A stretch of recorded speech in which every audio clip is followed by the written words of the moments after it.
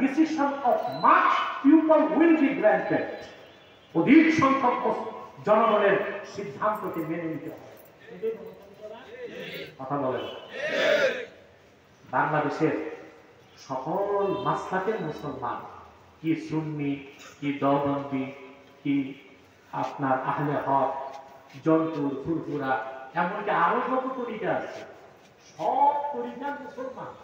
সকল রাজনৈতিক দলের মুসলমানের দাবি হচ্ছে কাদিয়ানীদেরকে অমুসলিম ঘোষণা করতে হবে। এটা মানো না কেন? তার কারণ একটাই আমরা বুঝি, কাদিয়ানীদের প্রভু হচ্ছে ব্রিটেন এবং আমেরিকা। তাদের রক্তচক্ষু দেখতে হবে বলে মানো না। ইনশাআল্লাহ সেই দিন বাকি নাই যেদিন কাদিয়ানীদেরকে রাষ্ট্রীয়ভাবে অমুসলিম ঘোষণার দাবি আমরা রাজপথে আদায় করে যাব। অর্থনৈতিকভাবে তাদেরকে সহযোগিতা করবেন না? করেন আপনারা? জি করেন।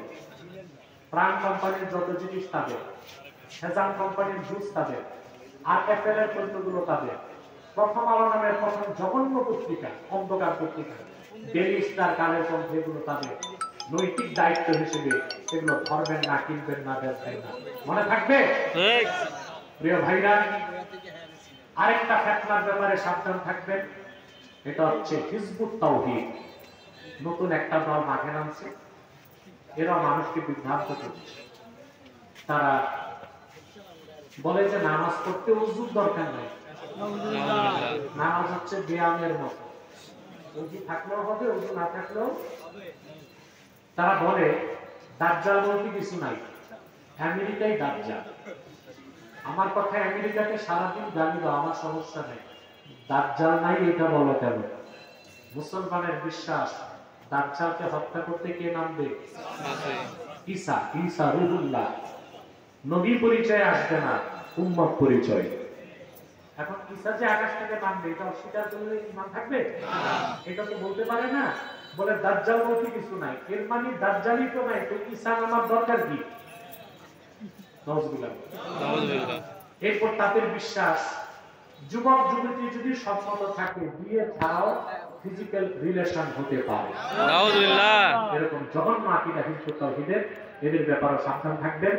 পরিশেষে আরেকটা কথা বলি, বাংলাদেশে এখন খ্রিস্টান মিশনারি চক্রান্ত চরম পর্যায়ে চলে গেছে। তাদের চিন্তা হচ্ছে খ্রিস্টান সংখ্যা বৃদ্ধি করে বাংলাদেশের পার্বত্য চট্টগ্রামকে আলাদা একটি খ্রিস্টান রাষ্ট্র বানানো যায় কিনা। এই ক্ষেত্রে আপনারা সজাগ থাকবেন এবং ঐক্যবদ্ধ থাকবেন, বাংলাদেশের স্বাধীনতায় যেন কেউ হাত দিতে না পারে। ইনশাআল্লাহ। ইনশাআল্লাহ। আল্লাহ আমাদেরকে কবুল করুন, আল্লাহ আমাদেরকে মঞ্জুর করুন। আল্লাহুম্মা আমিন। আমরা মুনাজাত করি, ব্যবসায়ীদের জন্য দোয়া করবেন, আমাদের কর্মী যারা তাদের জন্য দোয়া করবেন। আল্লাহ তাআলা যেন প্রত্যেকের মেহনতকে কবুল করেন। আরে ভাই, তোমরা মুনাজাত করতে উঠছো কেন? বাচ্চা বয়ান হয়ে গেছে, এবার বাড়ি যাই।